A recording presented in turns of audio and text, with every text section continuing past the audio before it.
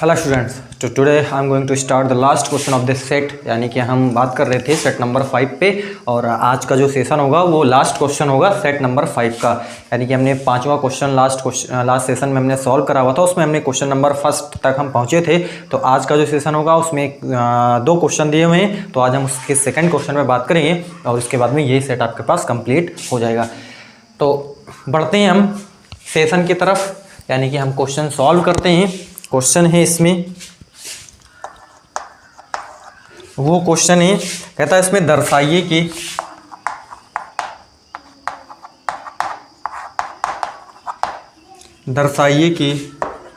n, n+4, n+8, n+12 और n+16 में से एक और केवल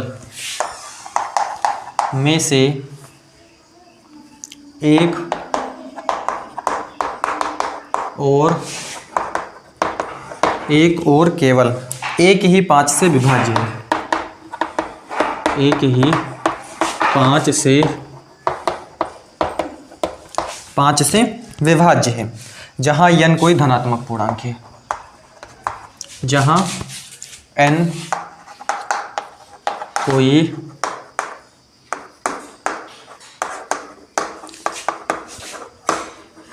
धनात्मक पूर्णांक है। लास्ट सेशन में हमने इसका एक शॉर्ट मेथड हमने इसको बताया हुआ था। अगर आपको वो इसमें ओवरऑल इसमें हम यूक्लिड का इस्तेमाल करके इसको सॉल्व करेंगे, लेकिन आपको मैंने एक बहुत ही शॉर्ट मेथड आपको बताया हुआ था, वहां से उसको आप क्या कर सकते हो, सॉल्व कर सकते हो वैसे भी, ठीक है। लेकिन यहाँ पे हम यूक्लिड की मदद से इसको क्या करेंगे, सॉल्व करेंगे। तो आप इसको समझने की कोशिश आपको करनी है। इसमें आपको दर्शाना है, मतलब प्रूफ करना है, एक तरीके से आपको प्रूफ ये करना है कि जो n है n+4 है, n+8 है, n+12 है और n+ कितना है 16 है, इसमें में से एक और केवल एक ही 5 से विभाज्य है। मतलब ये जो सारे हैं इसमें केवल एक ही 5 से विभाज्य हैं। अब आप समझने की कोशिश करिए। अगर हम यहाँ पे यूक्लिड का प्रयोग करके इसको सॉल्व करें, तो यूक्लिड समझिए आप, यूक्लिड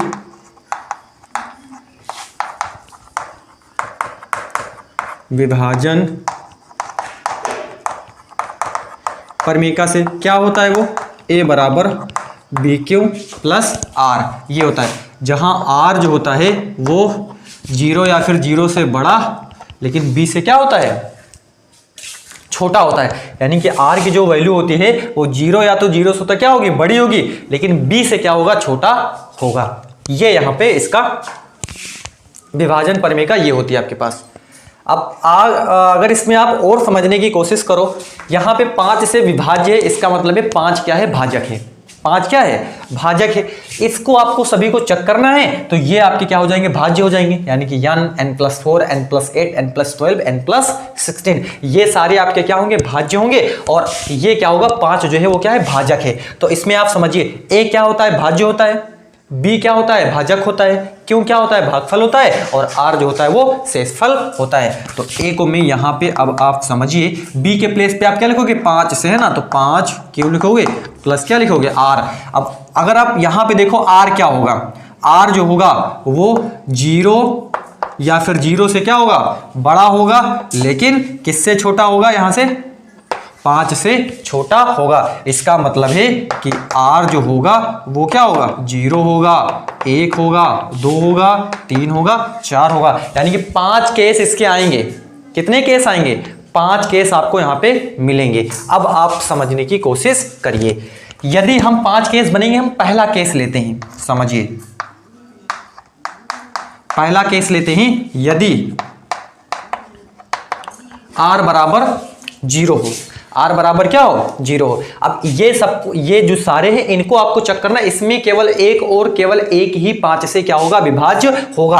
यानी कि पहले केस में 5 केस बनेंगे, हर एक केस में आपको क्या देखना है, हर एक केस में ये देखना है, और यही आपको प्रूफ भी करना है। प्रूफ ये करना है कि ये जो भी आपके दिए हुए हैं, ये हर एक केस में एक ही ऐसा होगा जो 5 से विभाज्य होगा। यानी कि इसमें सभी में एक ही ऐसा है जो 5 से विभाज्य है। अब ये सारे क्या है, भाज्य हमने लिया, यानी कि पहला आपके पास क्या n है, ये ए क्या है, ए ही सारा। अगर आप यहाँ पे लिखना चाहो ए जो है वो n है, n+4 है, n+8 है, n+12 है, n+16, ये सारे क्या है, ए हैं।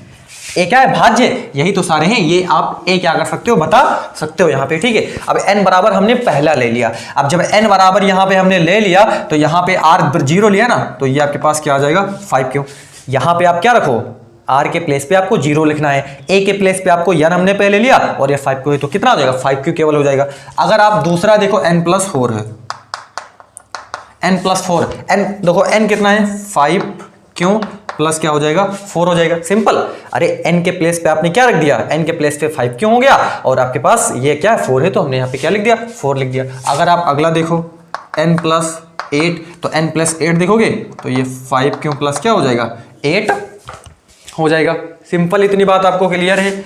अब अगर देखो n+, अगर आप यहाँ से 12 देखोगे तो ये आपके पास कितना हो जाएगा, 5 क्यों प्लस 12 हो जाएगा। अगर आप n+ क्या ले लोगे, 16 ले लोगे, तो ये आपके पास कितना हो जाएगा, 5 क्यों प्लस 16 हो जाएगा। अब यहाँ पे आप देखो क्या देखना है, ये 5 से क्या है, विभाज्य है, जो कि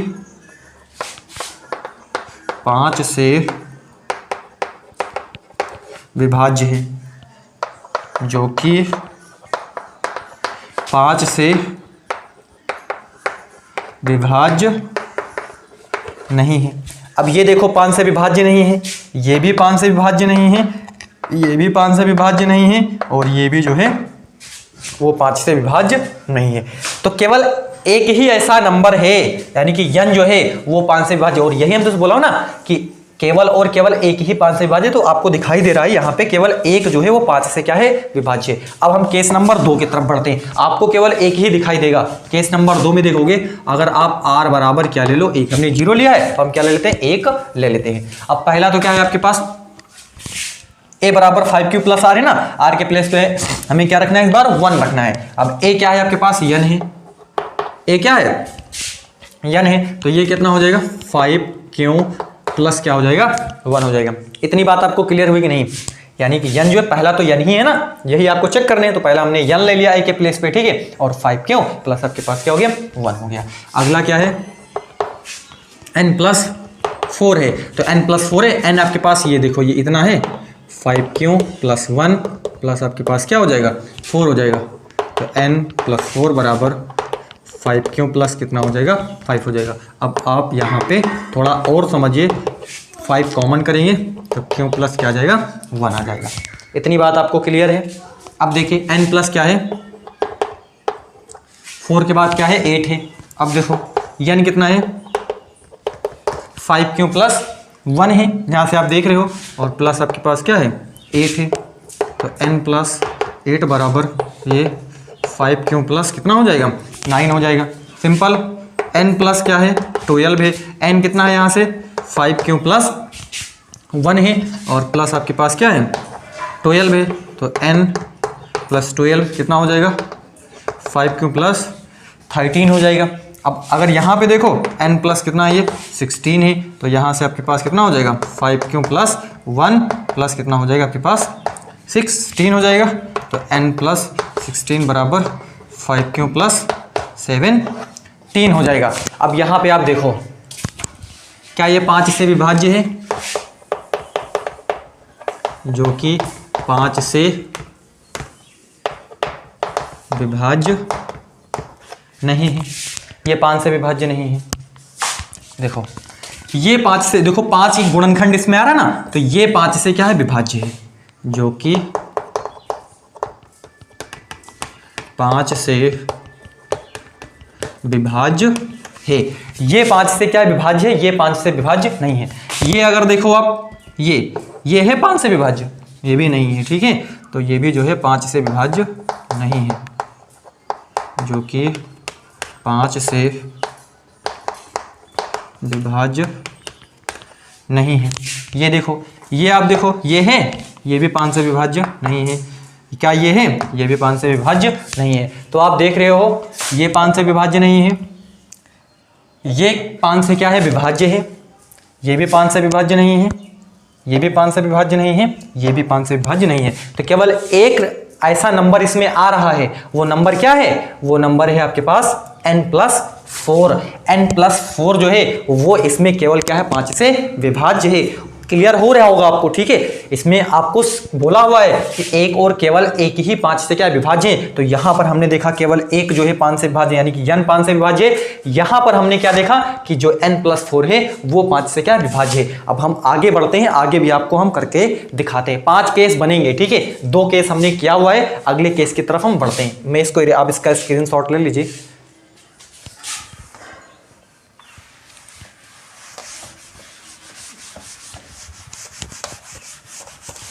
आगे देखिए, यदि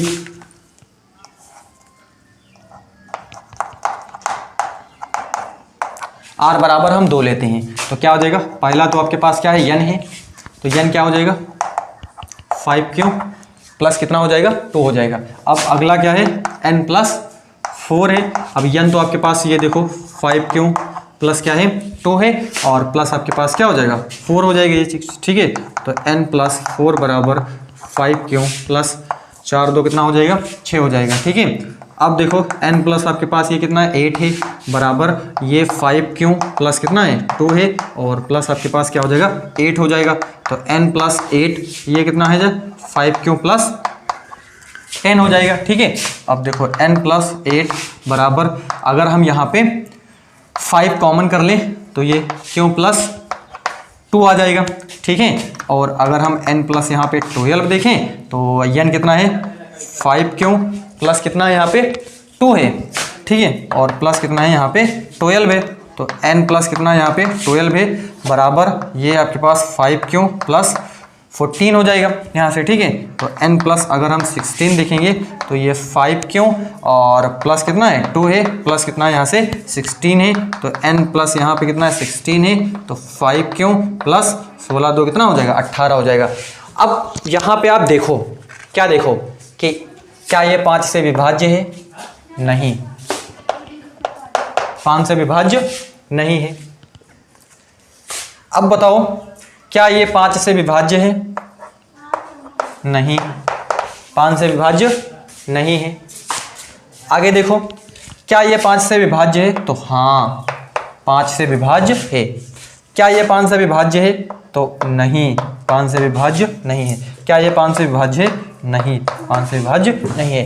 तो यहाँ पर देखो 5 से विभाज्य नहीं है, यहाँ 5 से विभाज्य नहीं है, यहाँ देखो 5 से विभाज्य है, ये भी नहीं है, ये भी नहीं है। तो केवल एक ऐसा जगह है, एक ऐसा नंबर है जो 5 से यहाँ पे क्या है विभाज्य है और वो क्या है n+8। क्लियर हो रहा है। और यहाँ पर आपने देखा n+4, तो एक और केवल एक ही ऐसा नंबर है जो 5 से क्या है विभाज्य है और आप देख रहे हो यहाँ पे दिखाई दे रहा है आपको हर जगह। इसका जो मैंने सिंपल मेथड है, सिंपल मेथड मैंने इसको लास्ट सेशन में अपलोड किया हुआ, उसको आप जाकर के देख सकते हो, ठीक है। वहां पे आपको चीजें क्लियर हो जाएंगी और यहाँ पे मैं चीजें क्लियर कर ही रहा हूं आपको। उम्मीद करते हैं ये आपको इतनी चीजें समझ में आएगी। अब हम अगले केस की तरफ हम बढ़ते हैं। 5 केस होंगे, पहले भी हमने बोला हुआ है, हमने 2 केस अभी लिए हुए, अगले केस की तरफ हम बढ़ते हैं।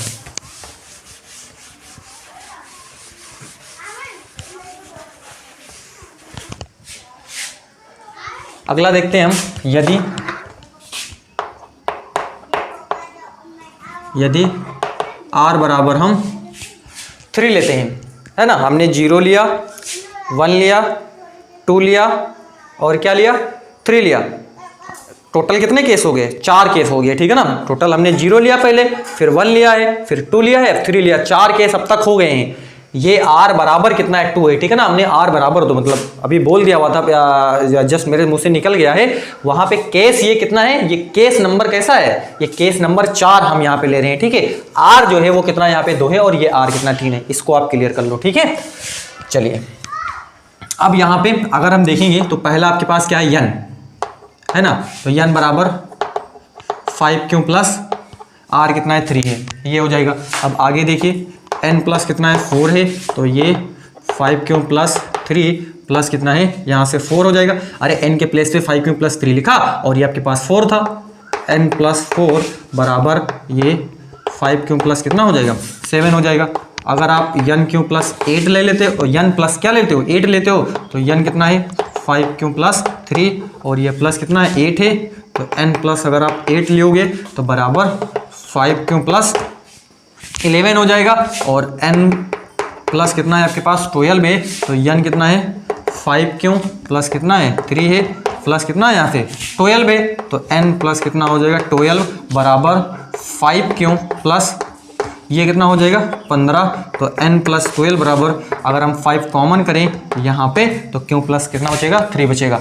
अगर हम n प्लस क्या ले लेते हैं 16 ले लेते हैं। थोड़ा स्पीड मैंने बना दिया है, स्पीड आपको चीज़ें एक बार अगर क्लियर हो जाए तो स्पीड बढ़ाने के आपको समझ में आ जाएगा चीज़ें, ठीक है ना। स्पीड ज़्यादा मैं बढ़ा नहीं रहा हूँ, बहरहाल बस आपको समझ में आना चाहिए चीज़ें, ठीक है।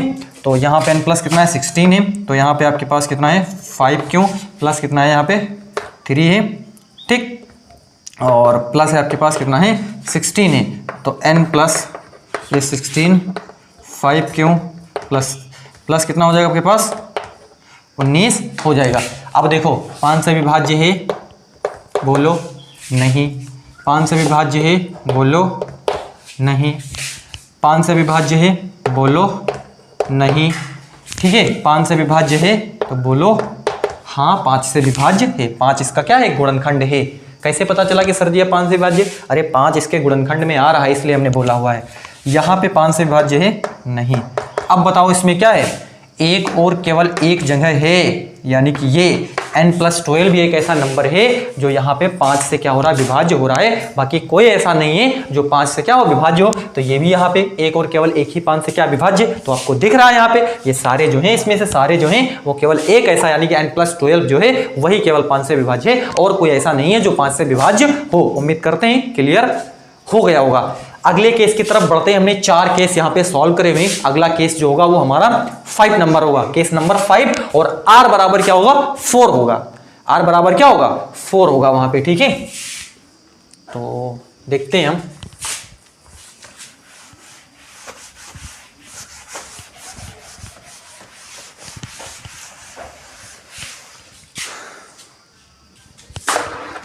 यदि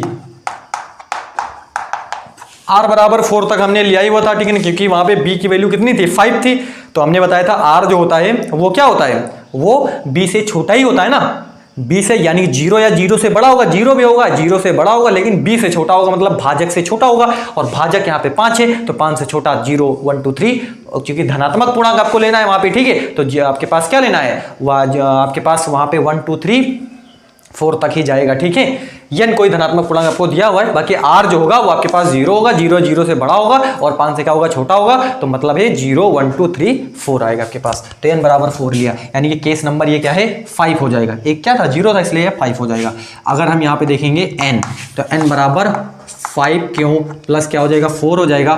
तो अगर हम n प्लस क्या ले लेंगे 4 ले लेंगे, तो 5 क्यों प्लस कितना यहाँ से 4 है प्लस कितना, अब यहाँ पे देखो n के प्लेस पे 5 क्यों प्लस 4 है, ये 4 हमने इसको लिखा हुआ है, बराबर 5 क्यों प्लस आपके पास 8 हो जाएगा, ठीक है। तो n प्लस अगर हम 8 ले लेते हैं, तो यहाँ से 5 क्यों प्लस आपके पास क्या है 4 है, प्लस आपके पास क्या है 8 है, तो n प्लस 8 बराबर 5 क्यों प्लस कितना हो जाएगा 12 हो जाएगा। तो n प्लस कितना यहाँ से आपके पास 12 है, तो ये 5 क्यों प्लस कितना हो जाएगा 4 हो जाएगा, प्लस कितना ये 12 है, तो n प्लस कितना है यहाँ पे 12 है बराबर 5 क्यों प्लस कितना हो जाएगा 16 हो जाएगा। और अगर हम n प्लस क्या ले लेंगे 16 ले लेंगे, तो 5 क्यों प्लस कितना है यहाँ से 4 है, प्लस का कितना है 16 है, तो n प्लस कितना है यहाँ से 16 बराबर 5 क्यों प्लस कितना हो जाएगा आपके पास 20 हो जाएगा यहाँ से, ठीक है। तो n प्लस 16 बराबर 5 कॉमन ले लिया, और क्यों प्लस 5 चौक कितना हो जाएगा 20 हो जाएगा। अब यहाँ पे देखो 5 से विभाज्य है, बोलो नहीं 5 से विभाज्य है, 5 से विभाज्य है, बोलो नहीं 5 से विभाज्य है, 5 से विभाज्य है तो नहीं है 5 से, 5 से विभाज्य है तो नहीं है 5 से, 5 से विभाज्य है तो बोलो हाँ 5 से विभाज्य है, क्योंकि यहाँ पे 5 क्या है एक गुणनखंड है। तो यहाँ पे नहीं, यहाँ पे नहीं, यहाँ पे नहीं, यहाँ पे नहीं, यहाँ पे केवल हाँ है। मतलब यहाँ पर भी आप देख रहे हो कि केवल एक ऐसा जो है नंबर जो है वो 5 से क्या है विभाज्य हो रहा है। तो आपने यहाँ पे जो क्वेश्चन बोला हुआ था वो प्रूफ हो गया। क्या हो गया प्रूफ? ये हो गया कि n n+4 n+8 n+12 और n+16 में से एक और केवल एक ही 5 से विभाज्य है। और आपने हर जगह देख लिया 5 केस हमने दिखाए, जब हमने 0 रखा, 1 रखा, 2 रखा, 3 रखा, 4 रखा, 5 केस हमने टोटल देखे, यानी कि r बराबर रख करके हमने देखे 5 केस। तो पांचों केस में हमने देखा कि केवल एक ही ऐसा जो है वो 5 से विभाज्य आपको दिख रहा है। तो हेंस प्रूफ, सिंपल। तो ये सेट जो था सेट नंबर 5, इसको हमने कंप्लीट करा। उम्मीद करते हैं इसमें जितने भी क्वेश्चन हमने सॉल्व करे आपको कंप्लीटली सारे क्वेश्चन आपको समझ में आए होंगे।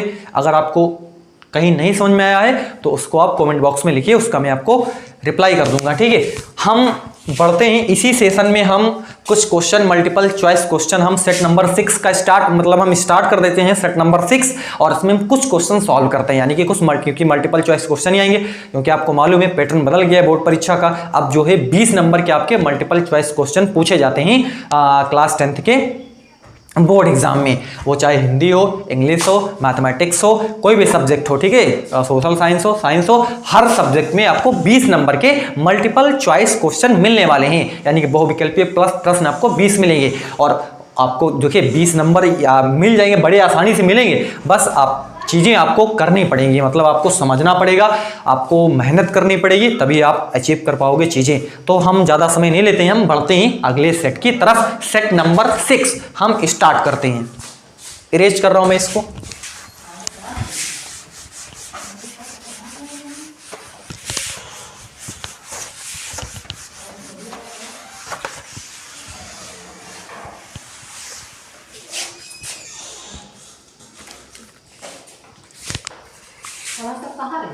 सेट नंबर 6 है, मैं लिख देता हूं यहां पे।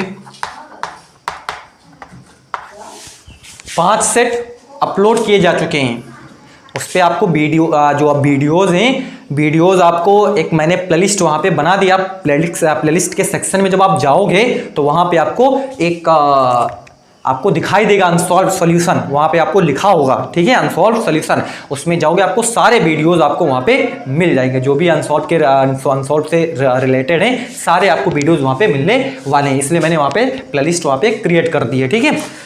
तो यहां पे हम पहला क्वेश्चन देखेंगे सेट नंबर 6 का। पहला क्वेश्चन है शीर्षों ए 3,0 B 7,0 और C 8,4 वाले त्रिभुज का क्षेत्रफल है, वाले त्रिभुज का क्षेत्रफल है। आपको क्या करना है, क्षेत्रफल निकालना है।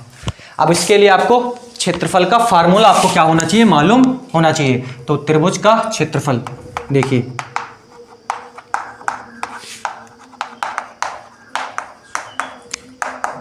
जो त्रिभुज का क्षेत्रफल होता है वो क्या होता है, 1/2। सबसे पहले तो आपको क्या लिखना है, 1/2 हम यहां पे लिखते हैं। आगे क्या है यहां से कि x1 y2 minus y3 plus x2 y3 minus y1 और plus x3 y1 minus y2। ये आपको सूत्र यहां पे याद होना चाहिए क्षेत्रफल निकालने के लिए। तो क्या सूत्र है, 1/2 ब्रैकेट में x1 और यहां पे ब्रैकेट में लिखेंगे y2 minus y3 plus x2 bracket में y3 माइनस y1 और प्लस x3 ब्रैकेट में y1 माइनस y2। अब इसको याद करने का तरीका क्या है, देखो यहाँ पे x1 है, उसके बाद में y2 माइनस y3, अब x1 के फिर उसके बाद में क्या हो गया, x2 हो गया। अब देखो y3 हमने लिखा y3 माइनस y1, फिर यहाँ पे देखो x1 x2 फिर x3 आ गया, और ये y1 था तो y1 माइनस हमने क्या कर दिया, y2 कर दिया। अब ये चीजें यहाँ पे, ठीक है। अब यहाँ पे इसके हम बिंदु लिख देते हैं, आप समझने की कोशिश करिए। ए जो है 3,0 ये x1 है, ये क्या है y1 है। बी जो है वो 7,0 और x1 y1 ये x2 है, और ये क्या है y2 है। c जो है वो आपके पास क्या है 8 कामा क्या है 4 है, और ये आपके पास x3 हो जाएगा, और ये आपके पास क्या हो जाएगा y3 हो जाएगा।